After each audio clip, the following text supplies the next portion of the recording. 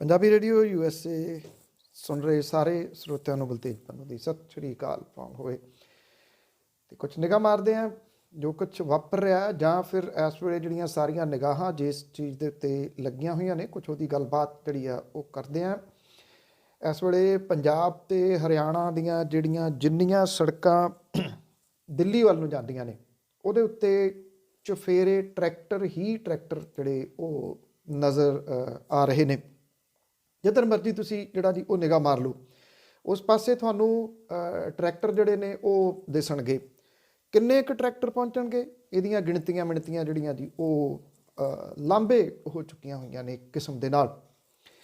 Police intelligence ਦੇ ਵਿਸ਼ੇਸ਼ commissioner ਜਿਹੜੇ ਨੇ ਉਹਨਾਂ ਨੇ ਇਹ ਗੱਲ ਕਹੀ ਹੈ ਕਿ ਕਿਸਾਨ ਯੂਨੀਅਨਾਂ ਦੇ ਨਾਲ ਕਈ ਮੁਲਾਕਾਤਾਂ ਤੋਂ ਬਾਅਦ ਦਿੱਲੀ ਗਣਤੰਤਰ ਦਿਵਸ ਦੇ ਉੱਤੇ ਕਿਸਾਨ ਟਰੈਕਟਰ ਪਰੇਡ ਦੇ ਸਬੰਧ ਦੇ ਵਿੱਚ ਸਿਧਾਂਤਕ ਤੌਰ 'ਤੇ ਸਮਝੌਤਾ ਹੋ ਗਿਆ। ਉਹਨਾਂ ਨੇ ਕਿਹਾ ਕਿ ਰਾਜਪਥ ਦੇ ਉੱਤੇ ਗਣਤੰਤਰ ਦਿਵਸ ਪਰੇਡ ਖਤਮ ਹੋਣ ਤੋਂ ਬਾਅਦ ਕਿਸਾਨਾਂ ਦੀ ਕਿਸਾਨ ਗਣਤੰਤਰ ਪਰੇਡ ਜਿਹੜੀ ਉਹ ਸ਼ੁਰੂ ਹੋਊਗੀ। ਦਿੱਲੀ ਪੁਲਿਸ ਦੇ ਵੱਲੋਂ ਕੀਤੀ ਗਈ ਪ੍ਰੈਸ ਕਾਨਫਰੰਸ ਦੇ ਦੌਰਾਨ ਪੁਲਿਸ ਦੇ ਵੱਲੋਂ ਜਿਹੜਾ ਜੀ ਇਹ ਕਿਹਾ ਗਿਆ ਕਿ ਕਿਸਾਨਾਂ ਨੂੰ ਕੇਂਦਰੀ ਦਿੱਲੀ ਦੇ ਵਿੱਚ ਦਾਖਲ ਨਹੀਂ ਹੋਣ ਦਿੱਤਾ ਜਾਊਗਾ। ਉਹਨਾਂ ਦੀ ਮੌਜੂਦਗੀ ਸ਼ਹਿਰ ਦੇ ਸਰਹੱਦ ਨੇੜਲੇ ਜਿਹੜੇ ਹੈ ਨੇ ਇੱਥੇ ਖੇਤਰਾਂ ਤੱਕ ਸੀਮਤ ਰਹੂਗੀ। ਗਾਜੀਪੁਰ, ਸਿੰਘੂ ਤੇ ਟੀਕਰੀ ਹੱਦ ਤੋਂ 3 ਸਰਕੂਲਰ ਰੂਟ ਦਿੱਲੀ ਪੁਲਿਸ ਦੇ ਵੱਲੋਂ ਤਜਵੀਜ਼ ਕੀਤੇ ਗਏ ਨੇ। 100 ਕਿਲੋਮੀਟਰ ਤੋਂ ਵੱਧ ਦਾ ਰਸਤਾ ਕੌਮੀ ਰਾਜਧਾਨੀ ਦੀ ਹੱਦ ਦੇ ਵਿੱਚ ਹੈ। ਰੈਲੀ ਦੇ ਵਿੱਚ ਉੱਚ ਪੱਧਰੀ ਸੁਰੱਖਿਆ ਹੋਊਗੀ ਤਾਂ ਜੋ ਇਹ ਯਕੀਨੀ ਬਣਾਇਆ ਜਾ ਸਕੇ ਕਿ ਕੋਈ ਸਮਾਜ ਵਿਰੋਧੀ ਅੰਸਰ ਗੜਬੜ ਨਾ ਕਰੇ। ਪੁਲਿਸ ਦੇ ਵੱਲੋਂ ਇਹ ਕਿਹਾ ਗਿਆ ਕਿ ਅਸੀਂ ਰੈਲੀ ਲਈ ਸੁਰੱਖਿਅਤ ਮਾਹੌਲ ਬਣਾਉਣ ਦੇ ਲਈ ਕਿਸਾਨਾਂ ਨਾਲ ਮਿਲ ਕੇ ਕੰਮ ਕਰਾਂਗੇ ਔਰ ਸਾਨੂੰ ਵਿਸ਼ਵਾਸ ਹੈ ਕਿ ਕਿਸਾਨ ਉਸ ਰਸਤੇ ਤੋਂ ਬਾਹਰ ਨਿਕਲਣਗੇ ਜਿੱਥੋਂ ਉਹ ਦਾਖਲ ਹੋਏ ਸੀ ਤੇ ਰਾਜਧਾਨੀ ਦੇ ਅੰਦਰ ਕੋਈ ਭੰਬਲ ਭੂਸਾ ਪੈਦਾ ਕਰਨ ਦੀ ਕੋਸ਼ਿਸ਼ ਜਿਹੜੀ ਉਹ ਨਹੀਂ ਕਰਨਗੇ। ਦੂਜੇ ਪਾਸੇ ਜਿਹੜੀਆਂ ਕਿਸਾਨ ਜਥੇਬੰਦੀਆਂ ਨੇ ਉਹਨਾਂ ਨੇ ਕੁਝ ਐਡਵਾਈਜ਼ਰੀਜ਼ ਜਿਹੜੀਆਂ ਉਹ ਜਾਰੀ ਕੀਤੀਆਂ ਨੇ। ਕੁਝ ਹੈਲਪਲਾਈਨ ਨੰਬਰ ਜਾਰੀ ਕੀਤੇ ਗਏ ਨੇ ਤਾਂ ਅਫਵਾਹਾਂ ਤੋਂ ਜਿਹੜਾ ਉਹ ਬਚਿਆ ਜਾ ਸਕੇ। ਸੰਯੁਕਤ ਕਿਸਾਨ ਮੋਰਚਾ ਨੇ ਹਰ ਕਿਸਮ ਦੀ ਹੰਗਾਮੀ ਹਾਲਤ ਦੇ ਪ੍ਰਬੰਧ ਕੀਤੇ ਨੇ। ਲੋਕਾਂ ਨੂੰ ਅਪੀਲ ਕੀਤੀ ਹੈ ਕਿ ਉਹ ਕਿਸੇ ਵੀ ਅਫਵਾਹ ਵੱਲ ਧਿਆਨ ਨਾ ਦੇਣ। ਕੋਈ ਵੀ ਜਾਣਕਾਰੀ ਲਈ ਫੇਸਬੁੱਕ ਤੇ ਯੂਨਾਈਟਿਡ ਫਾਰਮਰਸ ਫਰੰਟ ਦੇ ਪੇਜ ਦੇ ਉੱਤੇ ਜਾ ਕੇ ਸੱਚਾਈ ਜਾਣਨ। ਪਰੇਡ ਦੇ ਵਿੱਚ ਐਂਬੂਲੈਂਸਾਂ ਦਾ ਪ੍ਰਬੰਧ ਕੀਤਾ ਜਾਊਗਾ। ਕਿਸੇ ਵੀ ਮੈਡੀਕਲ ਐਮਰਜੈਂਸੀ ਲਈ ਹੈਲਪਲਾਈਨ ਨੰਬਰ ਜਿਹੜਾ ਉਹ ਦਿੱਤਾ ਜਾ ਰਿਹਾ ਔਰ ਨੇੜਲੇ ਵੋਲੰਟੀਅਰਾਂ ਤੋਂ ਮਦਦ ਜਿਹੜੀ ਆ ਉਹ ਲਈ ਜਾ ਸਕਦੀ ਹੈ। ਉਧਰ ਗਣਤੰਤਰ ਦਿਵਸ ਤੋਂ ਪਹਿਲਾਂ ਦਿੱਲੀ ਪੁਲਿਸ ਨੇ ਕਿਸਾਨਾਂ ਦੀ ਟਰੈਕਟਰ ਪਰੇਡ ਲਈ ਬੈਰੀਕੇਡਿੰਗ ਹਟਾਉਣੀ ਸ਼ੁਰੂ ਕਰ ਦਿੱਤੀ ਹੈ। ਪੁਲਿਸ ਨੇ ਕਰੇਨਾਂ ਦੀ ਮਦਦ ਦੇ ਨਾਲ ਟਿੱਕਰੀ ਬਾਰਡਰ ਤੋਂ ਵੱਡੇ ਪੱਥਰ ਹਟਾ ਕੇ ਦਿੱਲੀ ਰੋਹਤਕ ਸੜਕ ਆਵਾਜਾਈ ਲਈ ਖੋਲ੍ਹ ਦਿੱਤੀ ਹੈ। ਪੁਲਿਸ ਨੇ ਸੰਘਰਸ਼ਸ਼ੀਲ ਕਿਸਾਨਾਂ ਨੂੰ ਕੌਮੀ ਰਾਜਧਾਨੀ ਵਿੱਚ ਦਾਖਲ ਹੋਣ ਤੋਂ ਰੋਕਣ ਲਈ 2 ਮਹੀਨੇ ਪਹਿਲਾਂ ਭਾਰੇ ਪੱਥਰ, ਰੇਤੇ ਨਾਲ ਭਰੇ ਟਰਾਲੇ ਤੇ ਕੰਡਿਆਲੀਆਂ ਤਾਰਾਂ ਲਾ ਕੇ ਰਾਹ ਬੰਦ ਕੀਤੇ ਸੀਗੇ। ਪੁਲਿਸ ਨੇ ਹੁਣ ਇਹ ਵੱਡੇ ਜਿਹੜੇ ਡੰਪਰ ਨੇ ਜੀ ਉਹ ਹਟਾ ਦਿੱਤੇ ਨੇ ਸੜਕਾਂ ਦੇ ਉੱਤੋਂ।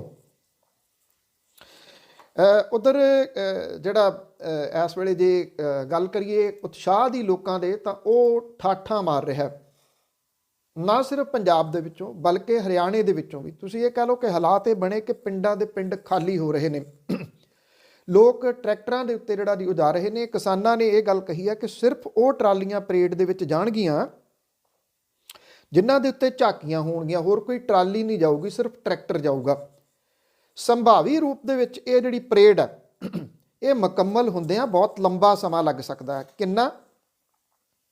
ਕੋਈ 44 ਤੋਂ 48 ਘੰਟੇ ਇਸ ਪਰੇਡ ਨੂੰ ਮੁਕੰਮਲ ਹੁੰਦਿਆਂ ਲੱਗ ਸਕਦੇ ਆ ਕਿਉਂਕਿ 1 ਲੱਖ ਟਰੈਕਟਰ ਇਕੱਲੇ ਪੰਜਾਬ ਦੇ ਵਿੱਚੋਂ ਹੀ ਪਹੁੰਚ ਗਿਆ ਆਲਮੋਸਟ ਜਾਂ ਅੱਜ ਪਹੁੰਚ ਜਾਣਾ। ਇੰਨਾ ਹੀ ਜਿਹੜਾ ਉਹ ਹਰਿਆਣਾ, ਉੱਤਰ ਪ੍ਰਦੇਸ਼ ਤੇ ਰਾਜਸਥਾਨ ਦੇ ਵਿੱਚੋਂ ਜਿਹੜਾ ਉਹ ਆ ਸਕਦਾ। ਇਹ ਇਦੋਂ ਵੱਧ ਵੀ ਸਕਦਾ, 2 ਤੋਂ ਵੀ ਵੱਧ ਸਕਦਾ। ਉੱਥੇ ਜਿਹੜਾ ਮੁੰਬਈ ਦੇ ਵਿੱਚ ਕੇਂਦਰ ਸਰਕਾਰ ਦੇ ਵੱਲੋਂ 3 ਖੇਤੀ ਕਾਨੂੰਨਾਂ ਦੇ ਖਿਲਾਫ ਹੋਣ ਵਾਲੀਆਂ ਜਿਹੜੀਆਂ ਰੈਲੀਆਂ ਨੇ ਉਹਦੇ ਵਿੱਚ ਸ਼ਾਮਲ ਹੋਣ ਲਈ ਮਹਾਰਾਸ਼ਟਰ ਦੇ ਵੱਖ-ਵੱਖ ਹਿੱਸਿਆਂ ਦੇ ਵਿੱਚੋਂ ਹਜ਼ਾਰਾਂ ਕਿਸਾਨ ਜਿਹੜੇ ਉਹ ਮੁੰਬਈ ਪਹੁੰਚੇ। ਦੱਖਣੀ ਮੁੰਬਈ ਦੇ ਵਿੱਚ ਰੈਲੀ ਵਾਲੀ ਜਗ੍ਹਾ ਦੇ ਉੱਤੇ ਪੁਲਿਸ ਨੇ ਸਿਕਿਉਰਿਟੀ ਵਧਾਈ ਹੈ। ਮੁੰਬਈ ਦੇ ਵਿੱਚ ਮਹਾਰਾਸ਼ਟਰ ਦੀ ਰਿਜ਼ਰਵ ਪੁਲਿਸ ਫੋਰਸ ਦੇ ਜਵਾਨ ਇਸ ਜਗ੍ਹਾ ਦੇ ਉੱਤੇ ਤਾਇਨਾਤ ਕੀਤੇ ਗਏ ਆ।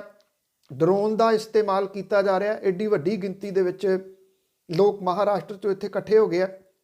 ਕਸਾਰਾ ਘਾਟ ਤੋਂ ਵੱਡੀ ਗਿਣਤੀ ਕਿਸਾਨਾਂ ਦੇ ਵੱਲੋਂ 7 ਕਿਲੋਮੀਟਰ ਲੰਬਾ ਮਾਰਚ ਕੱਢਿਆ ਗਿਆ, ਜਿਹਦੇ ਵਿੱਚ ਔਰਤਾਂ ਨੇ ਬਹੁਤ ਵੱਡੀ ਗਿਣਤੀ 'ਚ ਹਿੱਸਾ ਲਿਆ। ਆਲ ਇੰਡੀਆ ਕਿਸਾਨ ਸਭਾ ਦੇ ਪ੍ਰਧਾਨ ਅਸ਼ੋਕ ਧਾਵਲੇ ਤੇ ਕਿਸਾਨ ਗੁੱਜਰ ਤੇ ਸੂਬਾ ਪ੍ਰਧਾਨ ਜਨਰਲ ਸਕੱਤਰ ਅਜੀਤ ਨਵਾਲੇ ਦੀ ਅਗਵਾਈ ਦੇ ਵਿੱਚ ਕੱਢੇ ਗਏ ਇਸ ਮਾਰਚ ਦਾ ਰਸਤੇ ਦੇ ਵਿੱਚ ਇਗਤਪੁਰੀ ਤੇ ਸ਼ਾਹਪੁਰ ਤਹਿਸੀਲਾਂ ਦੀਆਂ ਫੈਕਟਰੀਆਂ ਦੇ ਸੀਟੂ ਨਾਲ ਸੰਬੰਧਿਤ ਵਰਕਰਾਂ ਨੇ ਇਹਨਾਂ ਦੇ ਉੱਤੇ ਫੁੱਲ ਸੁੱਟ ਕੇ ਇਹਨਾਂ ਦਾ ਸਵਾਗਤ ਕੀਤਾ।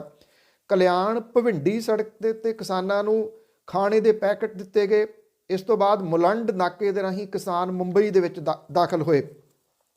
ਆਲ ਇੰਡੀਆ ਕਿਸਾਨ ਸਭਾ ਦੀ ਮਹਾਰਾਸ਼ਟਰ ਇਕਾਈ ਨੇ ਇੱਕ ਬਿਆਨ ਜਾਰੀ ਕਰਕੇ ਕਿਹਾ ਕਿ ਮੁੰਬਈ ਰੈਲੀ ਦੇ ਵਿੱਚ ਸ਼ਾਮਲ ਹੋਣ ਲਈ ਤਕਰੀਬਨ ਜਿਹੜੇ ਹਜ਼ਾਰਾਂ ਦੀ ਗਿਣਤੀ ਦੇ ਵਿੱਚ ਵੱਖ-ਵੱਖ ਟੈਂਪੂਆਂ ਤੇ ਹੋਰ ਵਹੀਕਲਾਂ ਦੇ ਰਾਹੀਂ ਨਾਸਿਕ ਤੋਂ ਲੋਕ ਨਿਕਲ ਚੁੱਕੇ ਨੇ। ਅੱਜ ਨੈਸ਼ਨਲਿਸਟ ਕਾਂਗਰਸ ਪਾਰਟੀ ਦੇ ਮੁਖੀ ਸ਼ਰਦ ਪਵਾਰ ਤੇ ਸੱਤਾ ਤੇ ਕਾਬਜ ਮਹਾ ਵਿਕਾਸ ਅਗਾੜੀ ਦੇ ਪ੍ਰਮੁੱਖ ਆਗੂ ਰੈਲੀ ਨੂੰ ਸੰਬੋਧਨ ਕਰਨਗੇ। ਮਹਾ ਵਿਕਾਸ ਅਗਾੜੀ ਦੀ ਭਾਈਵਾਲ ਕਾਂਗਰਸ ਦੀ ਰਾਜ ਇਕਾਈ ਵਿੱਚ ਪਹਿਲਾਂ ਹੀ ਇਸ ਪ੍ਰਦਰਸ਼ਨ ਨੂੰ ਆਪਣਾ ਸਮਰਥਨ ਜਿਹੜਾ ਜੀ ਉਹ ਦੇ ਚੁੱਕੀ ਆ। ਆਲ ਇੰਡੀਆ ਕਿਸਾਨ ਸਭਾ ਨੇ ਦੱਸਿਆ ਕਿ ਵੱਖ-ਵੱਖ ਥਾਵਾਂ ਦੇ ਉੱਤੇ ਕਿਸਾਨ ਨਾਸਿਕ ਦੇ ਵਿੱਚ ਇਕੱਠੇ ਹੋਏ ਤੇ ਉੱਥੋਂ ਮੁੰਬਈ ਰੈਲੀ ਦੇ ਵਿੱਚ ਸ਼ਮੂਲੀਅਤ ਕਰਨ ਲਈ ਜਿਹੜਾ ਉਹ ਤੁਰ ਚੁੱਕੇ ਹੋਏ ਨੇ। ਵੱਡੀ ਗਿਣਤੀ ਦੇ ਵਿੱਚ ਕਿਸਾਨ ਰਸਤੇ ਦੇ ਵਿੱਚ ਇਸ ਕਾਫਲੇ ਦੇ ਵਿੱਚ ਸ਼ਾਮਲ ਹੋ ਰਹੇ ਨੇ।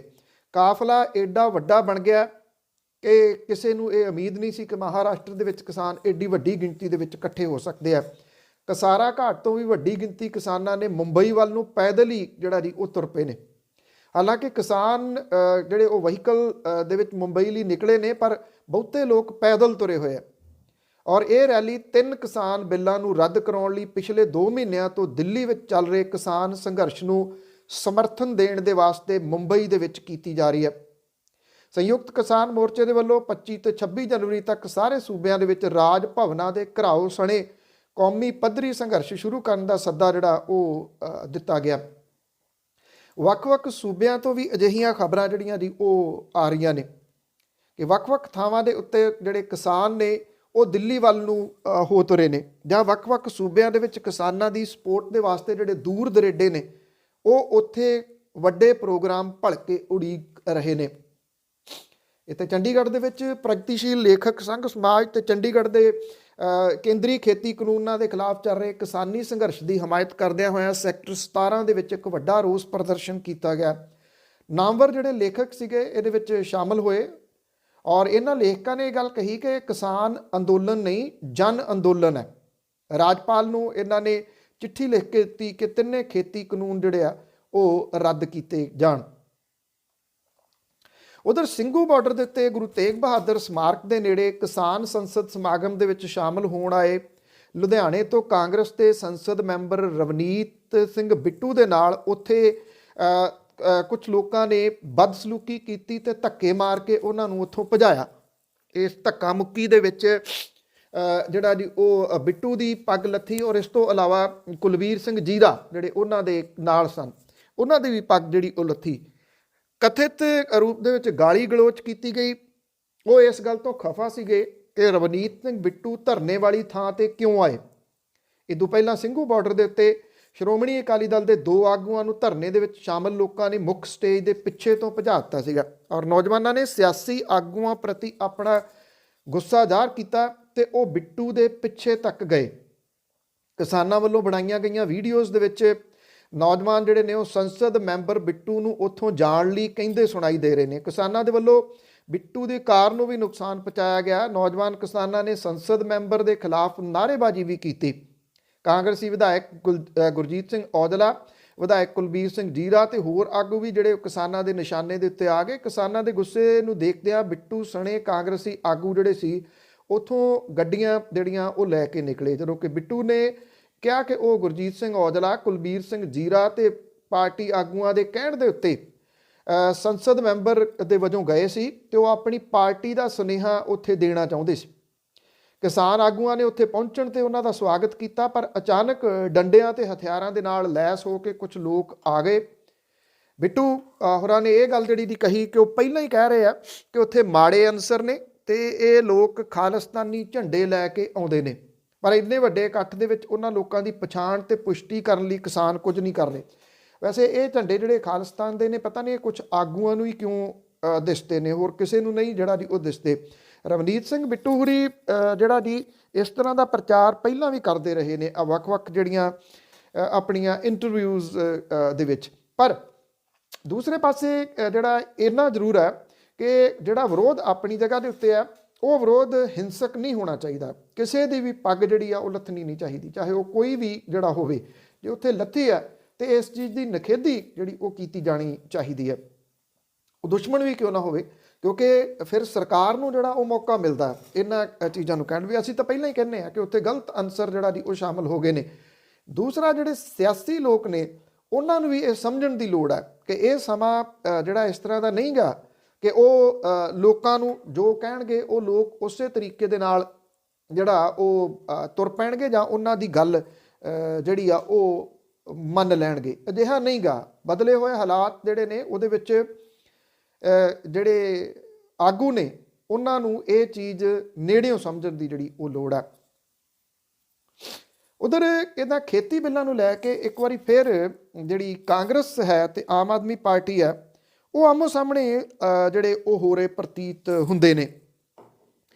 ਆਮ ਆਦਮੀ ਪਾਰਟੀ ਦੇ ਆਗੂ ਰਾਘਵ ਚੱਡਾ ਨੇ ਪੰਜਾਬ ਦੇ ਮੁੱਖ ਮੰਤਰੀ ਹੋਰਾਂ ਦੇ ਉੱਤੇ ਝੂਠ ਬੋਲਣ ਦਾ ਦੋਸ਼ ਲਾਉਂਦਿਆਂ ਦਾਅਵਾ ਕੀਤਾ ਕਿ ਉਹਨਾਂ ਨੂੰ ਖੇਤੀ ਕਾਨੂੰਨ ਬਣਾਏ ਜਾਣ ਬਾਰੇ ਪਹਿਲਾਂ ਹੀ ਪਤਾ ਸੀ। ਰਾਘਵ ਚੱਡਾ ਨੇ ਦਾਅਵਾ ਕੀਤਾ ਕਿ ਕੈਪਟਨ ਅਮਰਿੰਦਰ ਸਿੰਘ ਦਾ ਝੂਠ RTI ਦੇ ਰਾਹੀਂ ਫੜਿਆ ਗਿਆ। ਇਸ RTI ਤੇ ਖੁਲਾਸਾ ਹੋਇਆ ਕਿ ਤਿੰਨੋਂ ਖੇਤੀ ਕਾਨੂੰਨਾਂ ਨੂੰ ਪਾਸ ਕੀਤੇ ਜਾਣ ਬਾਰੇ ਕੈਪਟਨ ਅਮਰਿੰਦਰ ਸਿੰਘ ਹੋਰਾਂ ਨੂੰ ਪਹਿਲਾਂ ਹੀ ਜਾਣਕਾਰੀ ਸੀ। RTI ਦੇ ਦਸਤਾਵੇਜ਼ ਜਿਹੜੇ ਜੀ ਉਹਦੀ ਕਾਪੀ ਜਿਹੜੀ ਉਹ ਮੌਜੂਦ ਹੈ ਕਿ ਜਿਹਦੇ ਵਿੱਚ ਕੈਪਟਨ ਅਮਰਿੰਦਰ ਸਿੰਘ ਹੋਰਾਂ ਦਾ ਨਾਮ ਵੀ ਜਿਹੜਾ ਜੀ ਹੈ ਇਸ RTI ਦੇ ਵਿੱਚ ਕਿ ਕਿਹੜੇ ਇਹਦੇ ਵਿੱਚ ਮੈਂਬਰ ਲਏ ਗਏ ਸੀ ਜਦੋਂ ਗੱਲਬਾਤ ਚੱਲ ਰਹੀ ਸੀ। ਰਾਘਵ ਚੱਡਾ ਨੇ ਇਹ ਦਸਤਾਵੇਜ਼ ਵੀ ਜਿਹੜੇ ਜੀ ਉਹ ਪੇਸ਼ ਕੀਤੇ ਤੇ ਕੁਝ ਵੀਡੀਓਜ਼ ਵੀ ਜਿਹੜੀਆਂ ਉਹ ਵਿਖਾਈਆਂ। ਇਹਦੇ ਵਿੱਚ ਇਹ ਕਿਹਾ ਗਿਆ ਕਿ 7 ਅਗਸਤ 19 ਤੋਂ ਕੈਪਟਨ ਅਮਰਿੰਦਰ ਸਿੰਘ ਹੋਰਾਂ ਨੂੰ ਪਤਾ ਸੀਗਾ ਕਿ ਕਿਸਾਨ ਵਪਾਰ ਤੇ ਵਣਜ, ਪ੍ਰੋਤਸਾਹਨ ਤੇ ਸਹੂਲਤ ਕਾਨੂੰਨ, ਮੁੱਲ ਭਰੋਸਗੀ ਤੇ ਜ਼ਰੂਰੀ ਵਸਤਾਂ ਸੰਸ਼ੋਧਨ ਕਾਨੂੰਨ ਲਿਆਂਦਾ ਜਾ ਰਿਹਾ। ਇਹ ਕਿਹਾ ਗਿਆ ਕਿ ਕੈਪਟਨ ਅਮਰਿੰਦਰ ਸਿੰਘ ਹੋਰਾਂ ਨੂੰ ਉਹਨਾਂ ਨੇ ਚੁਣੌਤੀ ਦਿੱਤੀ ਕਿ ਕੋਈ ਇੱਕ ਸਬੂਤ ਪੇਸ਼ ਕਰਨ ਜਿਹਦੇ ਤੋਂ ਇਹ ਸਾਬਤ ਹੋ ਸਕੇ ਕਿ ਖੇਤੀ ਕਾਨੂੰਨਾਂ ਨੂੰ ਲੈ ਕੇ ਹਾਈ ਪਾਵਰ ਕਮੇਟੀ ਦੇ ਵਿੱਚ ਉਹਨਾਂ ਖੇਤੀ ਕਾਨੂੰਨਾਂ ਦੇ ਵਿਰੋਧ ਦੇ ਵਿੱਚ ਇੱਕ ਵਾਰ ਵੀ ਅਸਹਿਮਤੀ ਜਿਹੜੀ ਉਹ ਪ੍ਰਗਟ ਕੀਤੀ ਹੋਵੇ। ਦੂਜੇ ਪਾਸੇ ਕੈਪਟਨ ਅਮਰਿੰਦਰ ਸਿੰਘ ਹੋਰਾਂ ਨੇ ਬਿਆਨ ਜਾਰੀ ਕਰਕੇ ਇਹ ਗੱਲ ਕਹੀ ਆ ਕਿ ਆਮ ਆਦਮੀ ਪਾਰਟੀ ਦੇ ਆਗੂ ਤੇ ਦਿੱਲੀ ਦੇ ਮੁੱਖ ਮੰਤਰੀ ਦੇ ਵੱਲੋਂ ਪੰਜਾਬ ਦੇ ਵਿੱਚ ਆਪਣੇ ਰਾਜਸੀ ਏਜੰਡੇ ਨੂੰ ਵਧਾਉਣ ਸੰਬੰਧੀ ਬੇਚੈਨੀ ਨੇ ਜ਼ੋਰ ਫੜ ਲਿਆ। ਉਹਨਾਂ ਨੇ ਕਿਹਾ ਕਿ ਇਸੇ ਕਰਕੇ ਆਪ ਦੇ ਵੱਲੋਂ ਝੂਠ ਬੋਲਿਆ ਜਾ ਰਿਹਾ ਤੇ ਪਾਰਟੀ ਵੱਲੋਂ ਉਹਨਾਂ ਤੇ ਬੇਬੁਨਿਆਦ ਇਲਜ਼ਾਮ ਲਾਏ ਜਾ ਰਹੇ ਨੇ। ਕੈਪਟਨ ਅਮਰਿੰਦਰ ਸਿੰਘ ਹੋਰਾਂ ਨੇ ਕਿਹਾ ਕਿ ਐਡਿਟ ਕੀਤੀ ਵੀਡੀਓ ਦਾ ਚੋਣਵਾਂ ਹਿੱਸਾ ਸਾਂਝਾ ਕਰਕੇ ਆਪ ਦੇ ਬੁਲਾਰੇ ਝੂਠ ਬੋਲ ਰਹੇ ਨੇ। ਕੈਪਟਨ ਅਮਰਿੰਦਰ ਸਿੰਘ ਹੋਰਾਂ ਨੇ ਕਿਹਾ ਕਿ ਕਮੇਟੀ ਦੇ ਏਜੰਡੇ ਵਿੱਚ ਖੇਤੀਬਾੜੀ ਕਾਨੂੰਨਾਂ ਦਾ ਜ਼ਿਕਰ ਨਹੀਂ ਕੀਤਾ ਗਿਆ, ਜਿਹਦਾ ਹਵਾਲਾ ਆਪ ਦੇ ਵੱਲੋਂ ਝੂਠ ਦੇ ਸਮਰਥਨ ਦੇ ਵਿੱਚ ਵਾਰ-ਵਾਰ ਕੀਤਾ ਜਾ ਰਿਹਾ। ਔਰ ਉਹਨਾਂ ਨੇ ਕਿਹਾ ਕਿ ਜਾਰੀ ਕੀਤੇ ਗਏ ਦਸਤਾਵੇਜ਼ ਅਸਲ 'ਚ ਸਾਬਤ ਉਹਨਾਂ ਨੇ ਕੀਤਾ ਕਿ ਕੇਂਦਰ ਨੇ ਉੱਚ ਤਾਕਤੀ ਕਮੇਟੀ ਦੀ ਰਿਪੋਰਟ ਨੀਤੀ ਆਯੋਗ ਦੀ ਗਵਰਨਿੰਗ ਕੌਂਸਲ ਅੱਗੇ ਪੇਸ਼ ਕੀਤੇ ਜਾਣ ਤੋਂ ਬਗੈਰ ਹੀ ਖੇਤੀ ਕਾਨੂੰਨ ਜਿਹੜੇ ਸੀ ਉਹ ਲਿਆਂਦੇ। ਤੇ ਉਹਨਾਂ ਨੇ ਇਹ ਵੀ ਕਿਹਾ ਮੁੱਖ ਮੰਤਰੀ ਹੋਰਾਂ ਨੇ ਕਿ ਉਹ ਜਿਹੜਾ ਤਰਕ ਨੂੰ ਬਿਲਕੁਲ ਨਹੀਂ ਸਮਝ ਸਕਦੇ ਕਿ ਪੰਜਾਬ ਨੂੰ ਸ਼ੁਰੂਆਤ ਦੇ ਵਿੱਚ ਕਮੇਟੀ 'ਚ ਸ਼ਾਮਲ ਕੀਤਾ ਸੀ ਤੇ ਉਹਨਾਂ ਦੇ ਵੱਲੋਂ ਨਿੱਜੀ ਤੌਰ ਤੇ ਕੇਂਦਰ ਨੂੰ ਇਸ ਮੁੱਦੇ ਬਾਰੇ ਲਿਖਣ ਤੋਂ ਬਾਅਦ ਕਮੇਟੀ ਦੇ ਮੈਂਬਰ ਵਜੋਂ ਉਹਨਾਂ ਨੂੰ ਜਿਹੜਾ ਇਹਦੇ ਵਿੱਚ ਰੱਖਿਆ ਜਿਹੜਾ ਉਹ ਜ਼ਰੂਰ ਗਿਆ ਸੀਗਾ। ਗਣਤੰਤਰ ਦਿਵਸ ਦੇ ਮੌਕੇ ਦੇ ਉੱਤੇ ਰਾਜਪਥ ਦੇ ਉੱਤੇ ਜਿਹੜੀ ਹੋਣ ਵਾਲੀ ਪਰੇਡ ਹੈ ਉਹਦੇ ਵਿੱਚ ਪੰਜਾਬ ਦੀ ਜਿਹੜੀ ਝਾਕੀ ਹੈ ਉਹ ਸਦੀਵੀ ਮਾਨਵੀ ਕਦਰਾਂ ਕੀਮਤਾਂ, ਧਾਰਮਿਕ ਸਹਿ ਹੋਣ ਤੇ ਧਰਮ ਦੀ ਆਜ਼ਾਦੀ ਨੂੰ ਬਰਕਰਾਰ ਰੱਖਣ ਖਾਤਰ ਆਪਣਾ ਜੀਵਨ ਕੁਰਬਾਨ ਕਰਨ ਵਾਲੇ ਸਿੱਖਾਂ ਦੇ 9ਵੇਂ ਗੁਰੂ ਤੇਗ ਬਹਾਦਰ ਜੀ ਦੀ ਲਾਸਾਨੀ ਸ਼ਹਾਦਤ ਨੂੰ ਜਿਹੜਾ ਜੀ ਉਹ ਵਿਖਾਊਗੀ। ਗਣਤੰਤਰ ਦਿਵਸ ਪਰੇਡ ਦੀ ਫੁੱਲ ਡਰੈਸ ਰਿਹਰਸਲ ਹੋਈ ਜਿਹਦੇ ਵਿੱਚ ਪੰਜਾਬ ਦੀ ਇਹ ਝਾਕੀ ਵਿਖਾਈ ਦਿੱਤੀ। ਇਹ ਦੱਸਿਆ ਗਿਆ ਕਿ ਗੁਰੂ ਤੇਗ ਬਹਾਦਰ ਜੀ ਦੇ 400ਵੇਂ ਪ੍ਰਕਾਸ਼ ਪੁਰਬ ਨੂੰ ਦਰਸਾਉਂਦੀ ਸਮੁੱਚੀ ਝਾਕੀ 4 ਚੁਫੇਰੇ ਰੂਹਾਨੀਅਤ ਦਾ ਪਸਾਰ ਕਰੂਗੀ। ਟਰੈਕਟਰ ਵਾਲੇ ਅਗਲੇ ਹਿੱਸੇ ਤੋਂ ਪਾਵਨ ਪਾਲਕੀ ਸੁਸ਼ੋਭਿਤ ਹੋਊਗੀ। ਟ੍ਰੇਲਰ ਵਾਲੇ ਹਿੱਸੇ ਦੇ ਸ਼ੁਰੂ ਦੇ ਵਿੱਚ ਪ੍ਰਭਾਤ ਫੇਰੀ ਦਰਸਾਈ ਜਾਊਗੀ। ਸੰਗਤ ਜਿਹੜੀ ਆ ਉਹ ਕੀਰਤਨ ਕਰਦੀ ਵਿਖਾਈ ਦੇਊਗੀ। ਟ੍ਰੇਲਰ ਦੇ ਆਖਰੀ ਹਿੱਸੇ ਦੇ ਵਿੱਚ ਗੁਰਦੁਆਰਾ ਰਕਾਬਗੰਜ ਨੂੰ ਦਰਸਾਇਆ ਗਿਆ ਔਰ ਪੰਜਾਬ ਦੀ ਝਾਕੀ ਨੂੰ ਲਗਾਤਾਰ 5ਵੇਂ ਸਾਲ ਗਣਤੰਤਰ ਦਿਵਸ ਪਰੇਡ ਦੇ ਵਾਸਤੇ ਚੁਣਿਆ ਗਿਆ। ਸਾਲ 19 ਦੇ ਵਿੱਚ ਪੰਜਾਬ ਦੀ ਝਾਕੀ ਨੇ ਜਿਹੜੀ ਉਹ ਸ਼ਾਨਦਾਰ ਪ੍ਰਾਪਤੀ ਦਰਜ ਕੀਤੀ ਸੀ, ਤੀਜਾ ਸਥਾਨ ਜਿੱਤਿਆ ਸੀ। ਉਦੋਂ ਜਲਿਆਂਵਾਲਾ ਬਾਗ ਕਤਲੇਆਮ ਦੀ ਝਾਕੀ ਜਿਹੜੀ ਉਹ ਇਹਦੇ ਵਿੱਚ ਵਿਖਾਈ ਗਈ ਸੀਗੀ।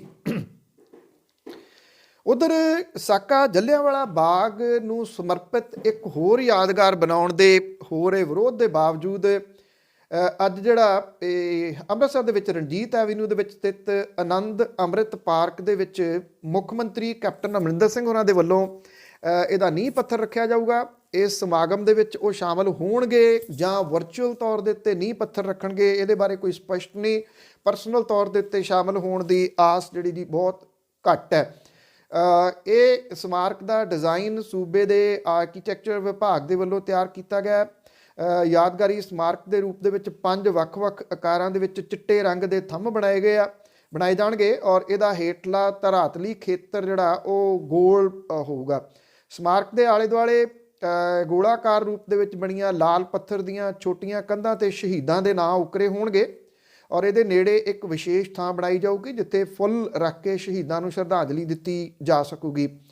ਸ਼ਹੀਦਾਂ ਦੇ ਘਰਾਂ ਤੇ ਪਿੰਡਾਂ ਤੋਂ ਲਿਆਂਦੀ ਮਿੱਟੀ ਸਮਾਰਕ ਦੇ ਮੰਚ ਦੇ ਹੇਠਾਂ ਪਾਈ ਜਾਊਗੀ ਔਰ ਇਹ ਕਾਂਗਰਸੀ ਵਿਧਾਇਕ ਰਾਜਕੁਮਾਰ ਵੇਰਕਾ ਤੇ ਬਾਕੀਆਂ ਨੇ ਦੱਸਿਆ ਕਿ ਪ੍ਰੋਗਰਾਮਾਂ ਦੇ ਪ੍ਰਬੰਧਾਂ ਦਾ ਜਿਹੜਾ ਜੀ ਉਹ ਜਾਇਜ਼ਾ ਲਿਆ ਜਾ ਰਿਹਾ, ਜਦੋਂ ਕਿ ਜਿਹੜੀ ਭਾਰਤੀ ਜਨਤਾ ਪਾਰਟੀ ਆ ਉਹ ਇਹ ਕਹਿੰਦੀ ਆ ਕਿ ਜਲਿਆਂਵਾਲਾ ਬਾਗ ਦੇ ਬਰਾਬਰ ਦੀ ਇਹ ਯਾਦਗਾਰ ਸਥਾਪਿਤ ਕਿਉਂ ਜਿਹੜੀ ਉਹ ਕੀਤੀ ਜਾ ਰਹੀ ਹੈ। ਜਦੋਂ ਕਿ ਜਲਿਆਂਵਾਲਾ ਬਾਗ ਜਿਹੜਾ ਜੀ ਉਹ ਸਾਲ ਤੋਂ ਉੱਪਰ ਦਾ ਸਮਾਂ ਹੋ ਗਿਆ, ਅਜੇ ਤੱਕ ਜਿਹੜਾ ਉਹ ਬੰਦ ਪਿਆ, ਉਹ ਖੋਲ੍ਹਿਆ ਨਹੀਂ ਜਿਹੜਾ ਉਹ ਜਾ ਸਕਿਆ।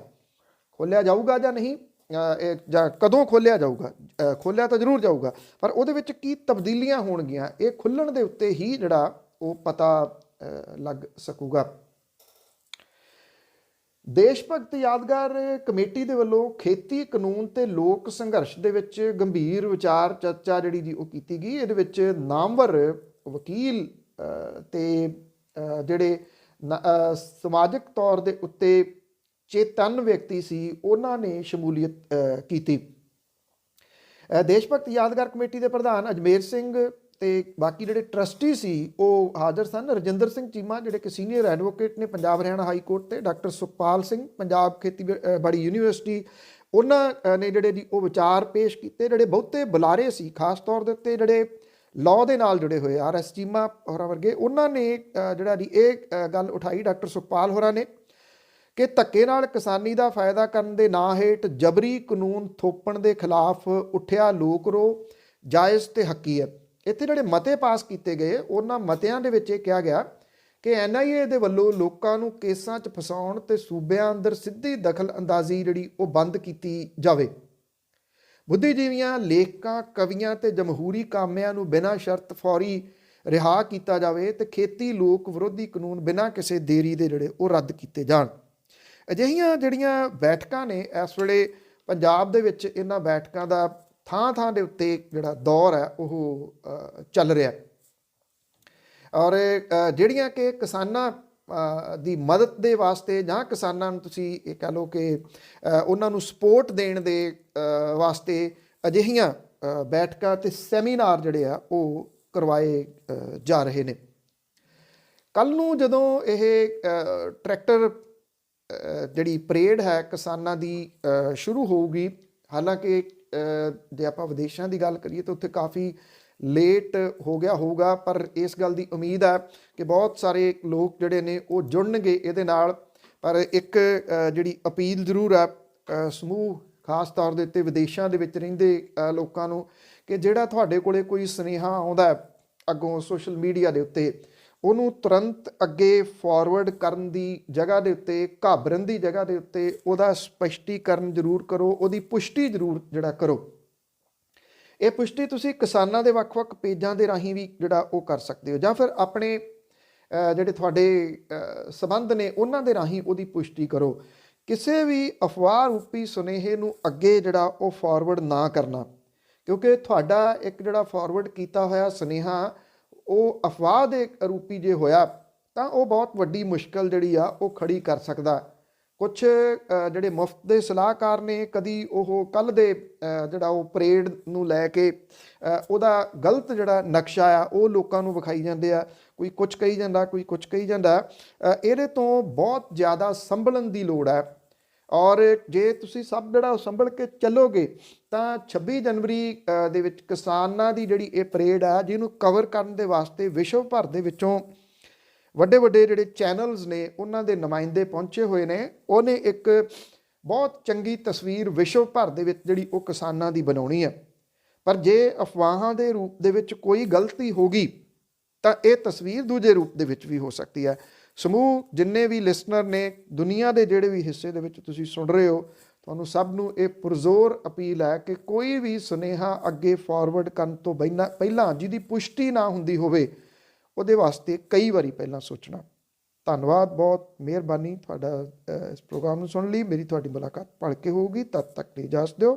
ਸਤਿ ਸ਼੍ਰੀ ਅਕਾਲ।